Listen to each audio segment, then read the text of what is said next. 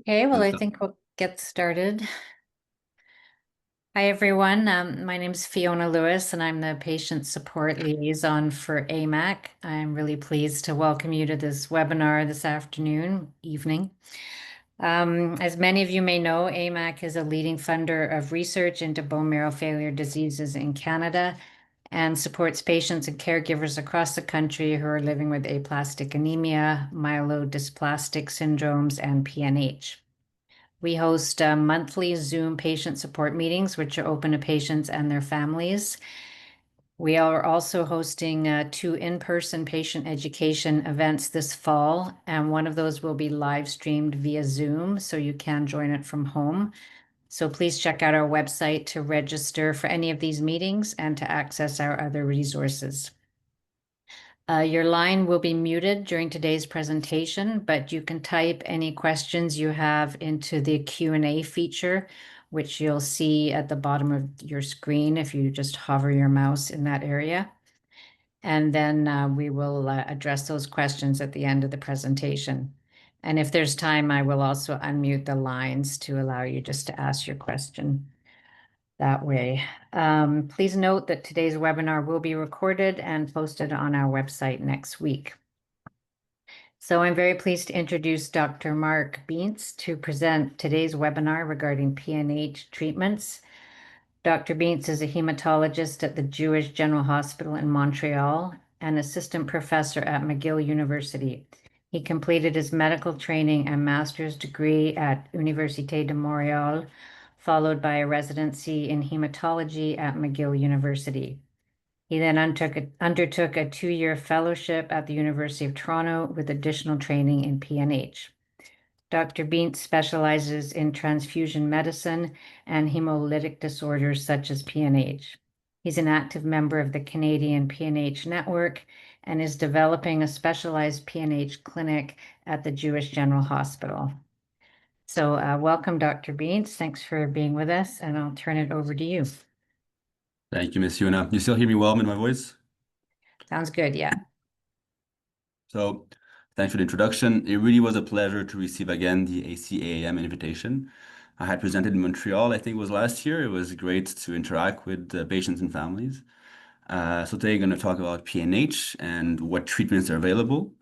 PNH stands for paroxysmal nocturnal hemoglobinuria. I think you all know that, and I will be using the acronym PNH going forward. So PNH is or was a disease that was fatal, but now it can be controlled with the right treatments. The first landmark event or turning point in the world of PNH was the arrival of eculizumab in 2006. And then it was the first treatment for PNH which saved the lives of so many. Today, we are again living an extremely encouraging and exciting time for the community of patients with PNH, because we're going through the second turning point, the second milestone in this disease. And that is the current boom in the therapeutic options available and the fact that we soon are going to have probably 3 second-line options. And we're no longer just thinking about survival, we're also now talking about quality of life and making that a priority. So these are my conflicts of interest. And the objectives today, first we will discuss the biology of PNH in order to better understand this complex disease, but also especially to better understand the many treatments we're going to talk about, because the goal here is to talk about treatments. Next, we're going to talk about the risk of clotting in PNH, again, because the treatments, one of the goals is to reduce that risk.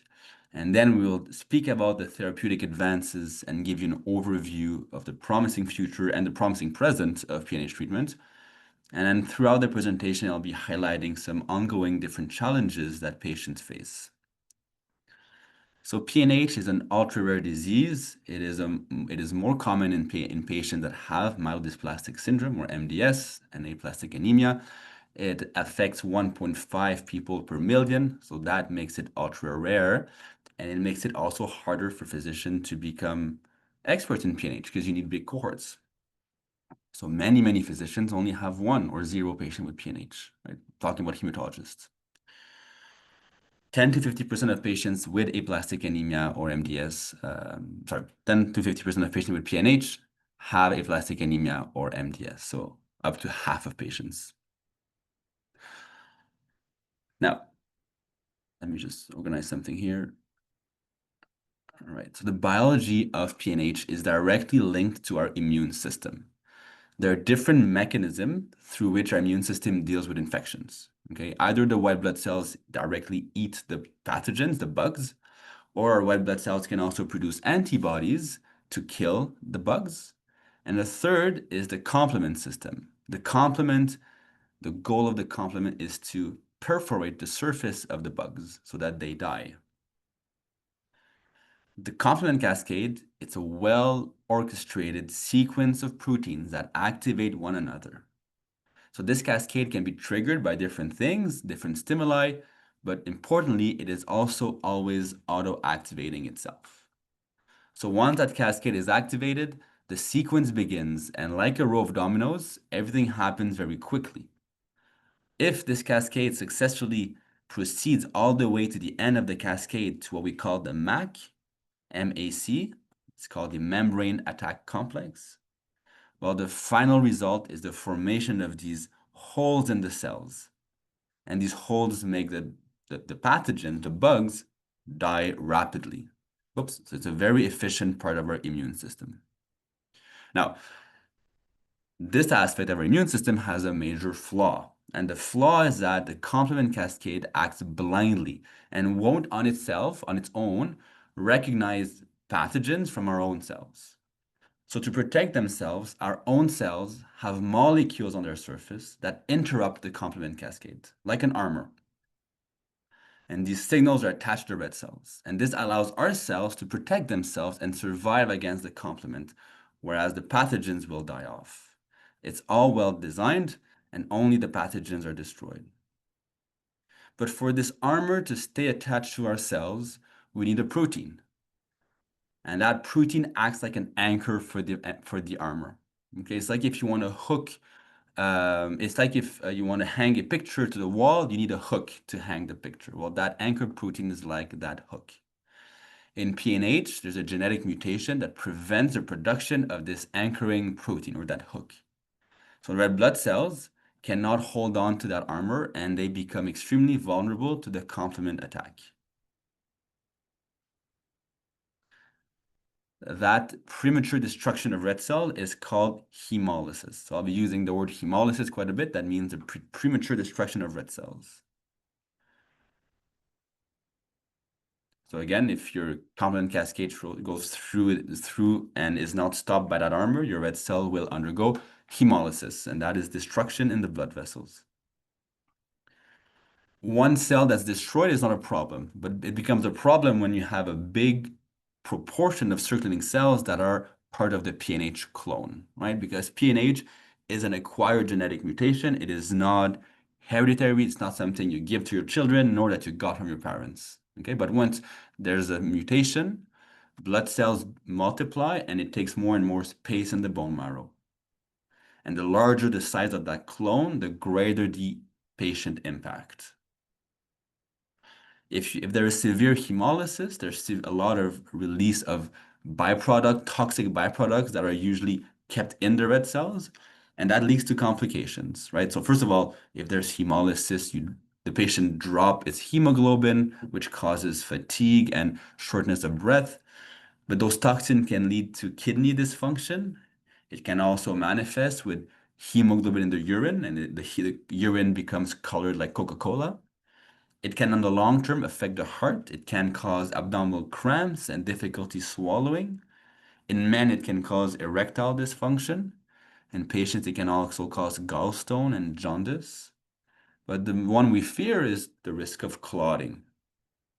The one we fear the most, I should say. To diagnose PNH, your doctor needs to test for markers of red cell destruction. So it starts by looking at the hemoglobin, is it low or not? But if you've been to the hematologist, you may have heard the words haptoglobin, LDH, bilirubin. These are all markers of red cell destruction. We also look for markers of end organ damage like renal function and cardiac function. Often we'll do a bone marrow biopsy to make sure there's no aplastic anemia or MDS. And then we will measure the PNH clone size. That's an important test. And it's actually quite simple to do. We take a sample of blood, we send it to a machine called flow cytometer. And then a bit like going through each grain of sand on a beach, it will one by one go through all the red cells in the sample and say, that one's PNH, that one's not PNH, that one's PNH, was not PNH. And then we'll be able to tell you, well, 83% of that patient's red cells, for example, or white cells, were of the PNH clone. And then the proportion of white blood cells that are part of the PNH clone gives us the size of the clone in the patient. The bigger the clone, the more potential side effects, right? But why did the PNH appear initially? If you were to test everybody in your supermarket, well, 1% of patients might have a very, very, very small PNH clone, and they wouldn't know about it.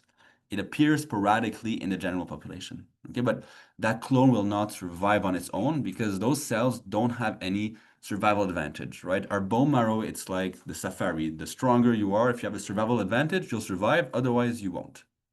So in most patients, that small clone will disappear. But if there's something that slows down the surrounding bone marrow function, if there's a mutation and the PNH arrives, now those cells have a survival advantage, not because they're better, but because the rest around them is not as good.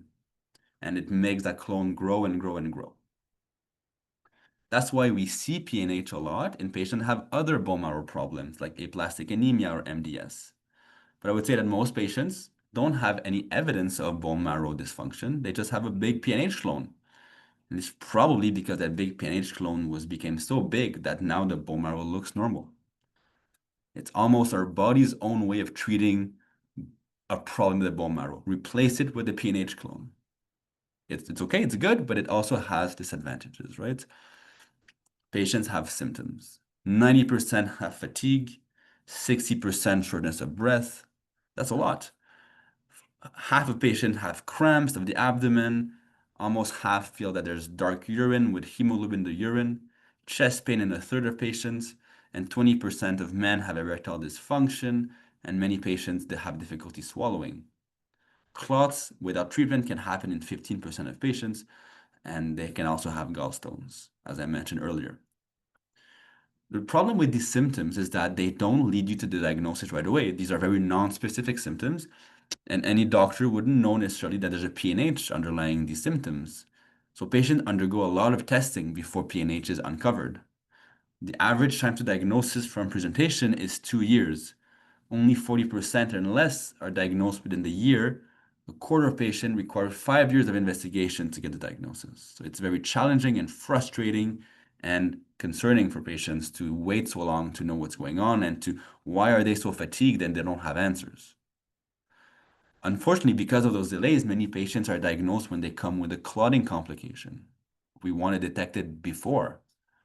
80% of patients see at least one doctor before diagnosis. But the more concerning number is that 40% see 5 doctors or more before diagnosis. And that can range from an ER doctor to a GP, then sent to urologists because they think there's blood in their urine, then sent to the gynecologist, then sent to the internist for please help us, gastroenterologist because there's iron deficiency. The pains are unexplained. Sometimes patients are sent to psychiatry, or there's headaches and fatigue. They're sent to the neurologist. And eventually they're sent to the hematologist. And any one of them might diagnose the PNH, but it takes time. So here's a case of a patient I had. A woman, 35-year-old police officer, high-stress job, but chronically exhausted. Chronic exhaustion was previously put and explained by the job, but she was also anemic. The doctors, appropriately thought it was from menstrual causes, so she received iron. Eventually, that didn't work. She was sent to a gastroenterologist, and eventually somebody found out that she was having hemolysis, and then she saw a hematologist, and she got the diagnosis of PNH. So she went through a family physician, a gynecologist, a gastroenterologist, and a hematologist. Her clone size was quite big, 45%. Usually we say above 10% is a larger clone. But when I was asking her question, she told me that since she's the age of 17, so 17 years ago, every time she gets a vaccine, her urine becomes dark like Coca-Cola. So that tells me that she's had PNH for 17 years. It was never diagnosed. And what she's referring to is hemoglobinuria. So hemoglobin in the urine. That's from hemolysis. So patients with PNH have their chronic ongoing hemolysis, but in case of vaccines, infections, surgeries, or pregnancy, that amplifies the complement and can lead to a very brisk hemolysis. And that's what she was having. Every vaccine, she would hemolyze, she wouldn't know it, but her urine would turn dark. Now, coming back to the clotting risk, there's a quote here that says that PNH is the most vicious acquired thrombophilic state known in medicine. Thrombophilic meaning prone to clotting. And indeed, it is 62 times higher risk than other clotting disorders we know in hematology. And the clots can be artery clots, like heart problems or brain, like stroke, or vein problems, like deep vein clots, phlebitis, or other types of clots. Why is the clotting risk so high? Because when the hemoglobin is released from the blood, from the red cells, it can cause the vessels to become more narrow. Then on top of that, the platelets that are supposed to help you prevent bleeding become more sticky together. On top of that, the vessel wall undergoes injury and becomes more prone to platelet clumping. And then your complement system releases inflammatory molecules. All of that is a terrible combination. And we know that higher the clone size, the bigger the clone, above 20% especially, the higher the risk of clotting. So before we had complement inhibitor, the solution was to give patients anticoagulants. And it's a good idea, right? If we compare, this is a graph that looks at the survival without clot compared to time. And we can see that patients with PNH before complement inhibitors without anticoagulation had more clotting than those who were on anticoagulation. So it certainly helped, but we weren't close to the general population, which is almost a straight line here. There's still improvement. And then came the complement inhibitors, and that made a world of difference. So this is the cascade I showed you earlier. I didn't really go through it in detail, but basically I told you it was a cascade of protein activating themselves until you end with hemolysis, what we call intravascular hemolysis, right? So if someone is on a C5 inhibitor here, you block that completely. Now your red cells are surviving. They're not undergoing intravascular hemolysis. And that made the huge difference with eculizumab. If you look on the left, this is the survival of patients with PNH. This curve here, the bottom line, compared to the age and sex match general population. You can see that patient with PNH in 1995 was drastically lower than general population. Add eculizumab, the first treatment we've ever had, and then the two curves almost overlap, showing that controlling that intravascular hemolysis reduces the clots, reduces the death. Eculizumab in the studies also showed that the energy of patient was much better than those not on treatment. It showed that the hemolysis markers were almost normal compared to those on treatment. And it showed that the need for transfusion was much better compared to those not on treatment. Not perfect, there's still some patients who need transfusion. It's not a straight line, but it's better. Then came the second generation called ravulizumab or Ultomiris, another C5 inhibitor built on the backbone of eculizumab with a few changes that make the drug recycle itself and have a longer life. So instead of being an injection every 2 weeks like eculizumab, you get a drug with an injection every 8 weeks. Both drugs are injected in clinics. This is a map of Montreal, and you can see there's many clinics in Montreal that can give the drug, and that is the same thing in most large cities and many also regions. Now the new kid on the block is crovalimab or Piasky. It's a subcutaneous injection given every 4 weeks, and it's also now becoming a first-line option. It's the first non-intravenous first-line option.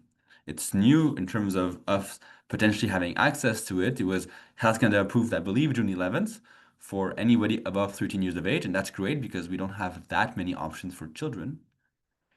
Then in end of July, it was had a positive recommendation by INES, which is the Canada Health Regulatory Assessment Body in Quebec.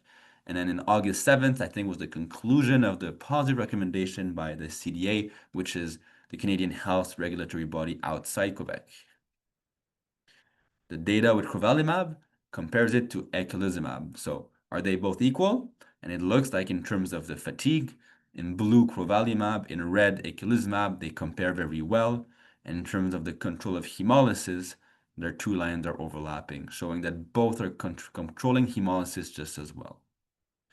One thing with crovalimab, there's a risk when you switch from eculizumab or ravulizumab to crovalimab because it can cause some inflammatory reactions, but that's something your hematologist can adjust, arrange, and explain to you. So to get C5 inhibitors in Canada, there's some differences between Quebec and the rest of the country, but grossly, you need the diagnosis of PNH, you need the elevated markers of hemolysis, but you need something else. That something else can be a clot, a history of clot, ongoing anemia, or history of anemia, a need for transfusions in a year, at least 4, pulmonary dysfunction because of it, renal failure because of it, or severe muscle cramps or spasm that need hospitalization or narcotics. Now, this is a bit of a complex principle I'm going to explain. Some of you may know it, but it's essential to understand the rest here, okay? So I've explained that C5 inhibitors now increase your red cells that are surviving because you no longer have that intravascular hemolysis. That's great, okay? But then you have accumulation of C3, the protein that's just above C5. That's still active, and that C3 can latch onto your red cells, and it acts like a flag. It doesn't cause hemolysis like this, but it's like a flag for your white blood cells to come and eat your red cells. So it causes what we call extravascular hemolysis. It's not as a severe hemolysis as this one, but it still impacts a lot. An analogy would be an apple tree. It's like if you had a problem with your apples, you add a treatment, and now their apples are surviving, but then you create a new problem. Now the squirrels are eating your surviving apples. That's a bit what extravascular hemolysis is, okay? And indeed, when we look at patients under C5 inhibitors, 20% have a great response, but 40% have only a good response to eculizumab or ravulizumab, Ultomiris or Soliris. 30% of patients have a partial response in terms of their hemoglobin response, right? They're still a bit anemic, still quite a bit anemic, and 10% are still so anemic that they still need transfusions. So we need to control in some patients, let's say about at least 40% of patients, we need to do something better. And that's to control that extravascular hemolysis. And here come the second line treatments. The first one was pegcetacoplan or Empaveli. That is a C3 inhibitor. So now you no longer have C5 active, but you also no longer have C3 active. So now your red cells are protected from the intravascular hemolysis and the extravascular hemolysis.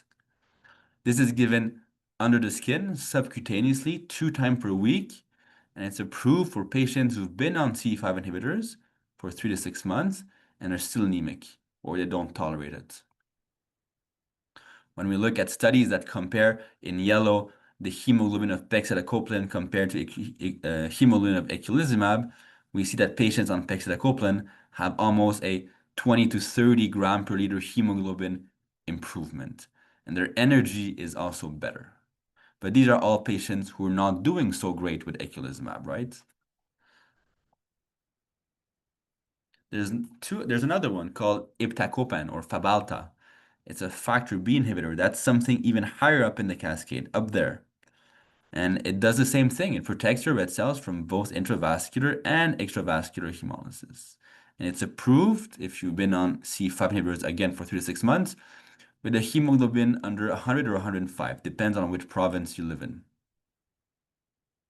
And again, the data of iptacopan in terms of hemoglobin compared to eculizumab shows a great improvement in hemoglobin, right? With most patients with a hemoglobin above 120 gram per liters, and a great improvement in energy levels as well.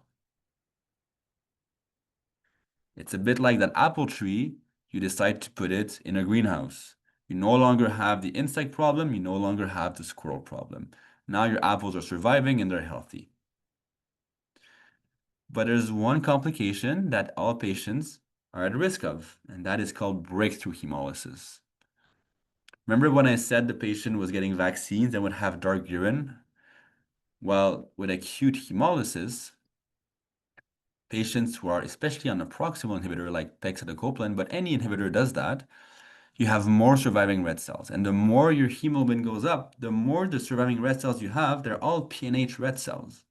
So if something goes wrong with the treatment, you don't take it, for example, you forget it, or you have an infection, a vaccine is given, you have a pregnancy, or you have a surgery, all of that either prevents your treatment from working well or increases the activity of the complement cascade.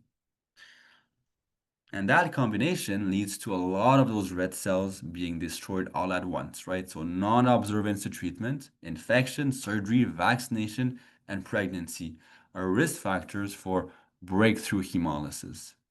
So you can imagine that someone that has a great hemolysis, a great hemoglobin, because of their new proximal inhibitor, if they don't take it suddenly, they can drop their hemoglobin really fast. So taking the medication properly is essential.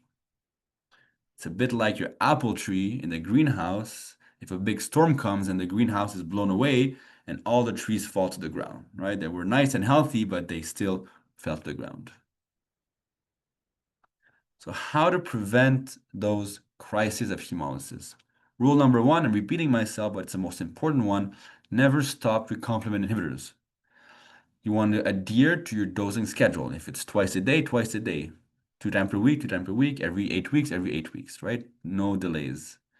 If you have an infection, be mindful of maybe going into your doctor, especially if you have a strong infection. If you feel more fatigue, or if you feel symptoms of PNH coming back, don't wait. And then if there's surgeries or pregnancy, you need a close monitoring with the physician. If you're going to get a vaccination, we recommend you get it right after your last dose of treatment. So if you're on ravulizumab, for example, don't get a vaccine just before your next dose. Get it a few days after your dose so that it's at its maximal potency. There's another treatment I haven't talked about, that's danicopan. The other name of that is Voideya, and it's a factor D inhibitor. Again, very high up in the cascade, and it prevents both the intravascular and the extravascular hemolysis. Danicopan, like iptacopan, is a pill. I forgot if I mentioned it, but iptacopan is a pill taken 2 times a day. Danicopan is a pill taken 3 times a day. But it's not taken alone, it's given in a dual therapy. It's danicopan plus one of your IV C5 inhibitors. So you have a dual inhibition of your complement.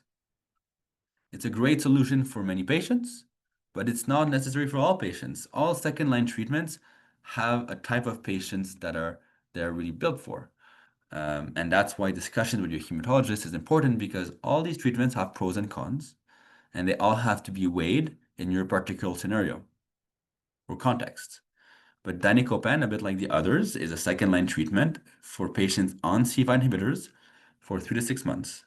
They need to have a hemoglobin less than 95 to 100, depending on the province, or to have not tolerated the C5 inhibitor. Danicopan is great for patients who have recurrent breakthrough hemolysis, because you're not relying on only one treatment, you have a dual inhibition, so it gives some additional protection.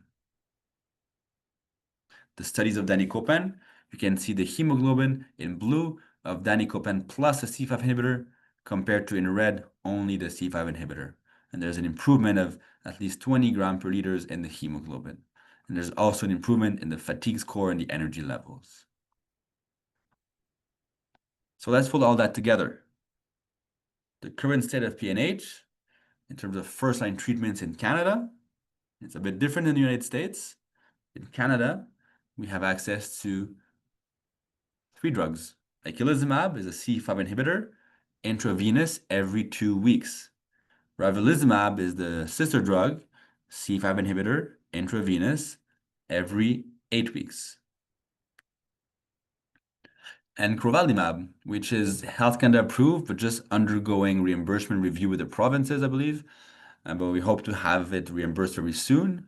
Is another C5 inhibitor, subcutaneous this time, not intravenous, subcutaneous, every 4 weeks. So you may find some of these more appealing than others, and it really depends on your personal context. Now, if there's too much extravascular hemolysis and there's still a lot of anemia and symptoms, we can get second-line treatments reimbursed. Pegcetacoplan, the Empaveli, is a C3 inhibitor, under the skin, subcutaneous, 2 times per week. And then we have iptacopan, an oral drug, 2 times per day, that is also awaiting final reimbursement review with the provinces, but we should hear news soon. And the combination of danicopan and C5 inhibitors as a dual therapy, taken as a pill 3 times a day, plus the IV, which usually would be Ultomiris or ravulizumab every 8 weeks. So which one to choose? Well, every patient is different, right? All the 3 first-line options are considered equivalent. There's no one that's better than the other. Usually we would say ravulizumab is more practical than eculizumab because of the difference in time of dosing, but they all have different dosing frequency and especially different route of administration, which leads to different logistics things to consider. Second-line treatments, there's no head-to-head data comparing them, so we don't say that one is better than the other. Just every patient may have a preference. They all have different dosing frequency, right? Some are 2 times per week, some are orally twice a day, some are orally 3 times a day. And some are oral, some are subcutaneous. So there's different route of administration and logistics around that. Some patients say, oh, I am scared of forgetting to take my pills. I'd rather have the safety of an injection that I can give myself at home and can travel with. Other patients say, I don't want to inject. I'd rather take a pill. So really everyone is different. But what we want in the future, and we should have, is the capacity to go from one treatment to another if the patient feels the treatment they're on is not the right one for them, right? So we've went from wanting to reduce the thrombotic risk and improving survival in patients, which we did successful with the scientists and the drugs did successfully, to wanting to reduce the need for transfusions and then improving symptoms and improving quality of life. And the current present is that we can choose therapeutic option that best fits the patient's lifestyle. And that is important because the more a drug fits the patient's lifestyle, the more the patient will be observant to the recommendations. So it is now a personalized approach. It will depend. It's a discussion with your hematologist, but the discussion points may require multiple visits and will include your patient preference, the province where you live, the severity of your hemolysis, the breakthrough hemolysis risk, like do you have a lot of infections, rarely infections, how you want to manage those breakthrough hemolysis, because the management of breakthrough hemolysis is different from one drug to another. For example, if I go back, eculizumab or ravulizumab, if there's a severe hemolysis, you can take in the hospital an extra dose of eculizumab or ravulizumab. Crovalimab, the company recommends we can give an extra dose of subcutaneous drug. Pegcetacoplan, we have a very good protocol, which is taking daily doses for 3 days. Iptacopan, a pill, the company is looking into creating a protocol, but we can also give a rescue dose of eculizumab. And same thing for danicopan, we can give a rescue dose of eculizumab if somebody comes to the hospital with a severe hemolysis. So all that is important to what would you do? Where do you live? Do you live far from a hospital that can give those treatments or not? How it's given? Do you prefer a pill, an IV, a subcutaneous drug? Everybody's different. And what's your lifestyle? Do you travel a lot? Do you go far away, etc.? So the cure, as you've seen with my slide, is not to, the goal is not to cure the PNH. The only cure for PNH is a stem cell transplant, which comes with tremendous morbidity and mortality risk. So it's not a treatment in Canada because we have better options, which are safe and efficacious in the complement inhibitors. However, sometimes patients have severe aplastic anemia or MDS with PNH, and they do undergo a stem cell transplant. In that case, if everything goes well, yes, the PNH will be cured. I've also heard a question about, can the PNH revert itself and disappear? It is something we see, but very rarely. So I never tell my patient to expect the PNH to go away, especially if the clone is big. In patients with small clones, it is possible that it either reduces in size or disappears. But I would say that is something we see in a minority of patients. The major risk with complement inhibitors, like all these drugs, is the risk of infection in patients. So we want to control those infections well. And to control those infections, we sometimes give patients long-term pills, long-term antibiotics, to prevent some infections. And one of the main infections we're concerned of is meningitis, a bug that goes in the structures around the brain and can be very dangerous. So, for example, children or teenagers or adults that are exposed to many young kids or exposed to dorms or people who work in prisons, for example, my patient who was a police officer, but we sometimes even, I tend to push those antibiotics even more in other patients as an extra prevention, even if there's not so many risk factors, because I want to minimize the risk, right? Especially when they start treatments. The other one is that is a necessary thing to do for all patients is to have the proper vaccination against meningitis, right? There's two vaccines generally given every 3 to 5 years. That is a must. That gives the most protection against meningitis. And we also recommend other vaccines, right? Against COVID, influenza, Haemophilus, pneumococcus. These vaccines can also reduce the infections and thus reduce the risk of a breakthrough hemolysis. Now, you may say, well, the vaccination can also create a hemolysis. That would be a correct response to what I said. But the risk can be handled because we can time the vaccination after your dose of treatment to minimize any potential risk. But a pneumonia will come anytime and is a much more aggressive inflammatory situation that can activate your complement than a simple vaccine. So in terms of pros and cons or risk benefits, we favor vaccination over an infection. Now, would a patient go to the hospital, have a severe infection, we tell them to go to the hospital, to the emergency, okay? What I want you to remember is never, never, never stop a complement inhibitor. Even if somebody, if it's you or your family member is super sick, never stop it. And if a doctor wants to stop it, argue and have them seen by a hematologist because we don't want to stop it. There's a severe infection. If you stop it, you worsen tremendously the hemolysis. So we continue the drug no matter what. Sometimes we up the dose. Your doctor would search for signs of infection like meningitis or look for bacteria in the blood or in the urine. Your doctor will give very broad spectrum IV antibiotics until we figure out what's going on. We'll also monitor for signs of breakthrough hemolysis with those hemolysis markers I've mentioned, like LDH, bilirubin, and haptoglobin. And sometimes, as I mentioned, we up the dose, we change the dosage to treat or prevent breakthrough hemolysis. Another interesting topic, and a few patients I've seen recently to talk about this, is the topic of pregnancy, right? Pregnancy before complement inhibitor was very difficult and risky for the mothers. So many mothers or many women were told not to be pregnant, which is really a shame, but it was the reality at the time. Now with treatment, we have eculizumab, which is approved for pregnancy. We know that pregnancies, even on eculizumab, are not perfect. There's increased risks of miscarriage or premature birth, but with proper monitoring, follow-up dosing, it is something that is very possible. And we can ensure safety as much as possible. And we often go up on the dose to minimize any potential complication as the pregnancy progresses to the third trimester.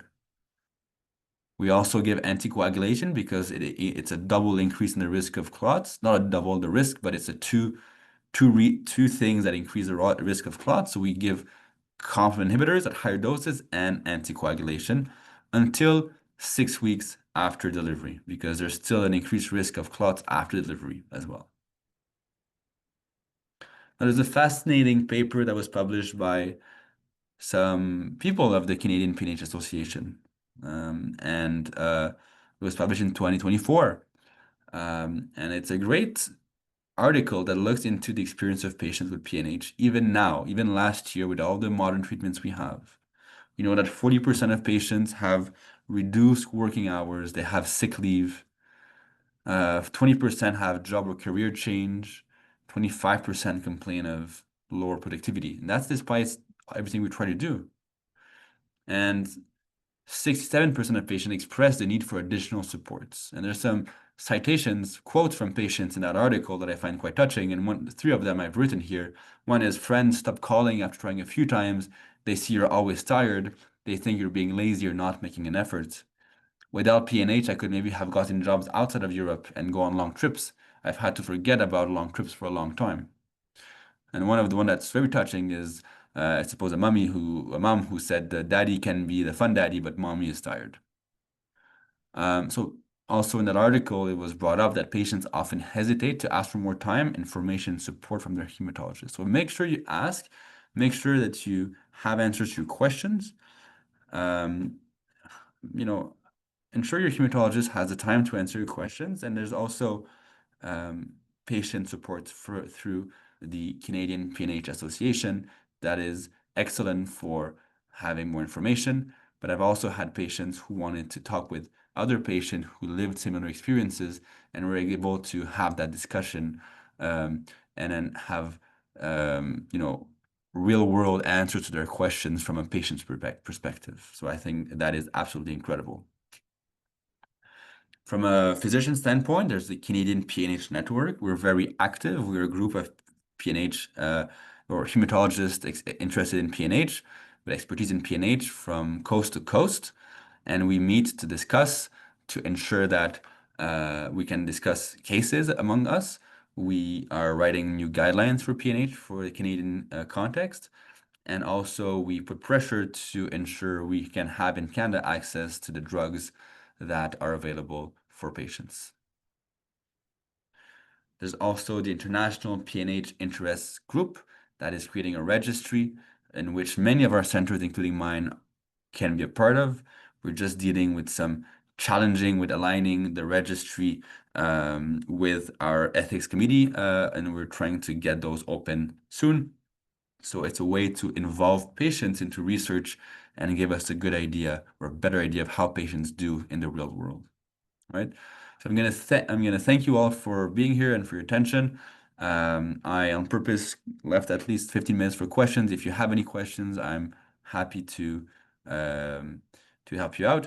If you live around the area of Montreal, I'm happy to help out as well and offer your physician some support from the PNH network. Then my fax is on the top left. So thank you very much. Thank you so much, Dr. Biez. Great slides, very easy to understand. Thank you. So I'll invite anybody who has a question to either type it in the chat or raise your hand and we can unmute you.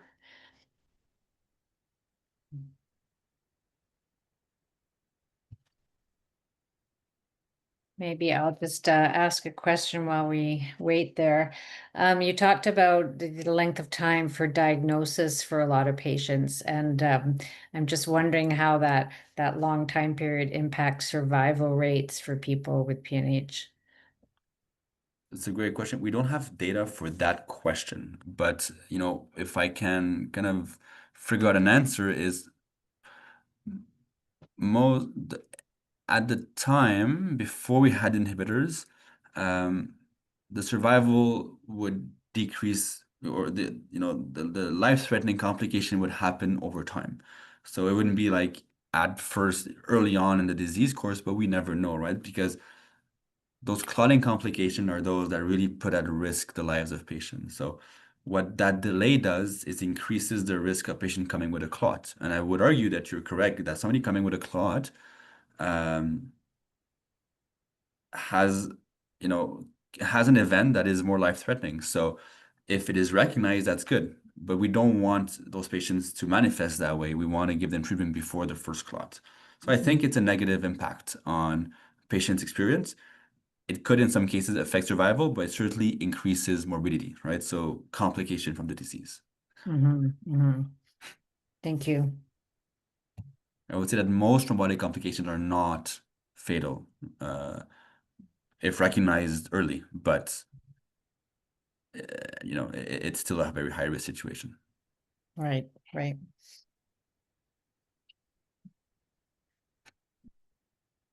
And I'm also wondering, with all these new drug options, do you find patients are, their tolerance or the effectiveness of one drug decreases, so then they switch to another treatment option, or people staying on the same one for a long time? That's a good question. It's not like chemo in the sense that we're always scared of failure of response. It's such a clear biological sequence of events.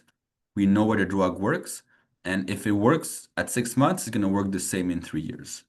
So it's not a sense of time will make you lose response, Mhm. rather something of with time you may not tolerate your anemia as much, and you may want to have a higher hemoglobin, but it's not because the count dropped. Um, as you saw with some of the graphs I seen one after a few weeks of treatment, it's really a plateau with the hemoglobin level for C5 inhibitors and for the proximal inhibitors. So it really, uh, and that's great. It removes a bit of the anxiety, right? Of am I going to respond so well to the drug in the future? The answer is probably yes. What Mhm. can change though is those patients that have aplastic anemia or MDS, that part of the bone marrow can evolve with time. It can be more severe, it can transform in something else. So when we see a rapid change in hemoglobin, our first reaction is not, oh, the drug is not working anymore, is what else is going on to explain that? And let's do a bone marrow biopsy and investigate to see if we can help and rectify that with with whatever's going on, but it wouldn't be the treatment that's failing. Mhm. Right. Right. Thank you. Okay, well, I guess we'll leave it at that. Thank you so much, Dr. Beets. That was a really exciting presentation just to see all the changes that are happening in treatment and the options people have available now. Really Thanks, and thanks for the invitation. I appreciate it, and have a great day. Thank you so much. great. Thank you. Good night. Bye.